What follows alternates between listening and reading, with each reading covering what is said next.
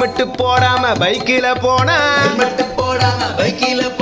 பழுக்கின்னு விழுந்தா கோயிந்தா கோயிந்தா ஹஸ்பண்ட் பெட்ரூம்ல மச்சிஞ்சி இருந்தா தட்டி பார்த்தா கோயிந்தா கோயிந்தா யூடியூப் இன்ஸ்டாவை பேன் பண்ணிட்டா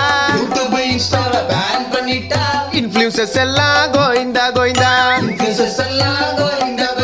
கருப்பு பணத்தை பதுக்கி வச்சிருந்தா ரைடு வந்தா கோயிந்தா கோயிந்தா